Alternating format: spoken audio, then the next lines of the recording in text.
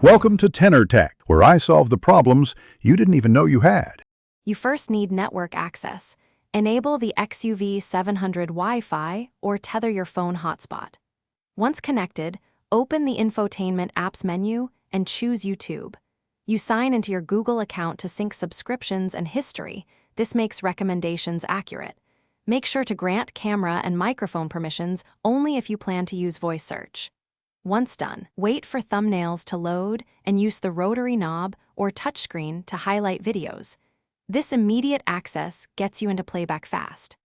Now you focus on playback and control. Use the touchscreen or the rotary dial to scrub, pause, and pick video quality. Selecting 720p reduces buffering on weak connections. Transition to landscape for full screen viewing and adjust brightness and volume from the infotainment quick bar so cabin lighting stays comfortable. Use voice search or steering wheel media buttons to stay hands-free while driving. This reduces distractions and keeps you legal.